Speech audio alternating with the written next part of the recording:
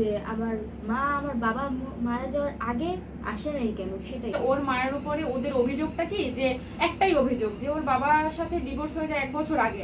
একটা মানুষকে কিভাবে মানুষ এরকমের মানে যখন পাথর মানে তখন এই দিকে কবে ওদের বিচার হবে, কবে ওদেরকে আমি নিজ চোখে আমার নিজ কানে শুনবো যে ওদের ফাঁসি রায় হয়েছে এবং ফাঁসি কার্যকর হয়েছে।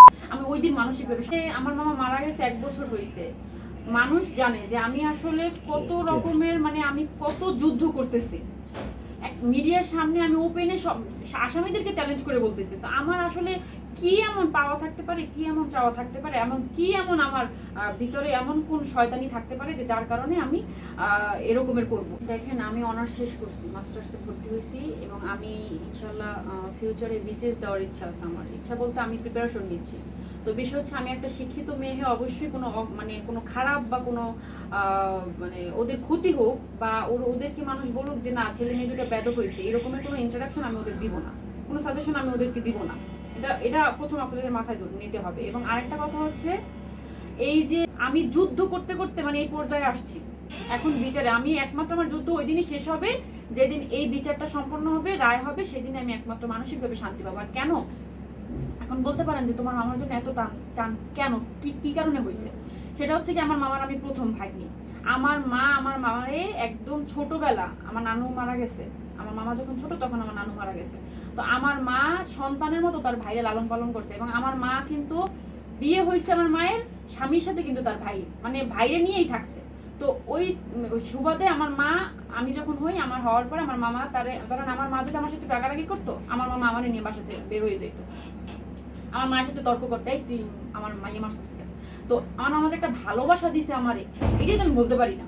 আর হচ্ছে গিয়ে আমার মামার সাথে গ্যাপ ছিল 6-7 বছরের গ্যাপ ছিল। কেমনে? আমার মায়ের সাথে একটু তাদের মধ্যে মনোমালিন্য ছিল, হ্যাঁ, রাগারাগি ছিল, যার কারণে 6 বছরের মতো আমরা দূরে ছিলাম। যার কারণে ওই যে লাস্ট যে একটা কথা মামার সাথে, লাস্ট যে একটা বোঝাপড়া, লাস্ট যে একটা আদর, এটা আমি পাইনি। তো ওই আফসোসের জায়গা থেকে আমি আমার মামার জন্য আমার এখন পর্যন্ত আমার কলিজে পড়ে, এখন পর্যন্ত। আপনারা এটাকে কিভাবে নেবেন আমি জানি না, কিন্তু আসলে এটাই সত্য। আমার মামার জন্য আমার পুরো কলিজাটা খাইয়া যায়। যে আমার মামার আমি মামা বলে সম্বোধন করতাম না, আমার ছেলে।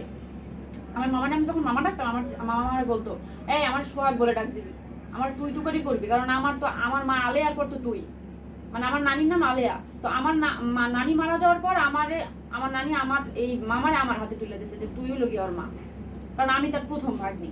তো সেই সুবাদে আমার মামা হচ্ছে গিয়ে আমার কলিজা। আপনারা যদি অন্য মাইন্ডে নেন কোনো সমস্যা নেই, আমার মামার জন্য আমি আমার এই লাইফটাও দিয়ে দিতে পারি। কারণ আমি এই আসামিদের যতদিনের শাস্তি না হবে ততদিন আমি মানসিকভাবে মানে শান্তি পাবো না। আমার শরীর, আমার হাড্ডি বের হয়ে গেছে, আমার রক বের হয়ে গেছে। কেন বের হয়েছে? কারণ এই মামার বিষয়টা নিয়ে টেনশন করতে করতে যে শান্তি পাবো। ওই দিনে আমার ঠিকমতো খাওয়া নাই, আমার ঠিকমতো ঘুম নাই। আমি রীতিমতো আমি এই যে কিছুদিন আগে হসপিটালে ভর্তি ছিলাম, কারণ আমার অনেক ভিডিও তো আমার ফোনে আছে, ওইগুলো দেখলে আমার বুকটার ভিতরে একটা চাপ দেয়। মানে আমি মানে আমার বুক ফুলে ওঠে কষ্টে।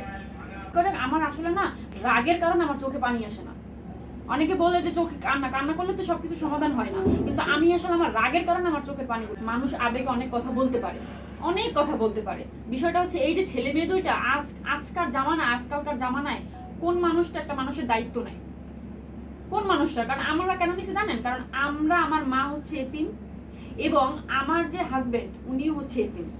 এই জন্য মানে আমরা ওদেরকে সদারে আমরা ওদেরকে গ্রহণ করে নিছি। কেন? আমরা এতিমের কষ্টটা বুঝি। এবং আমাদের আপনারা জানেন কিনা জানি না, আসলে আমার মামা ওই যে 6-7টা বছর যে দূরে থাকছি, ওই গ্যাপটার কারণে ওদের প্রতি আমার দুর্বলতা বেশি। কেন? যে আমার মামা গেছে, তার মানে ওরাই আমার সব। কারণ আমার মামার ওয়ারিশ ওরা, তার মানে সোহাগ মানেই ওরা।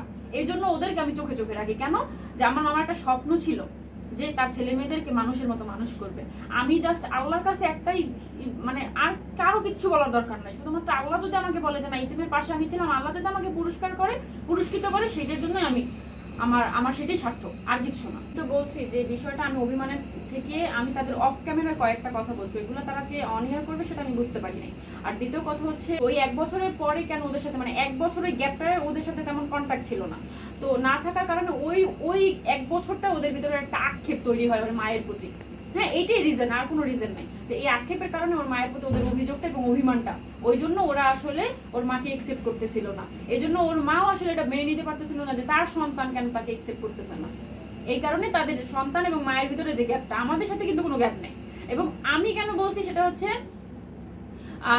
আমার মামা মৃত্যুবার্ষিকীতে আমি তাকে ফোন দিই, ফোন দেওয়ার কারণে উনি রিসিভ করে না, এই জন্য আসলে আমি ওই অভিমান থেকে আমি একটা কথা বলছি, সেটা অফ ক্যামেরায়।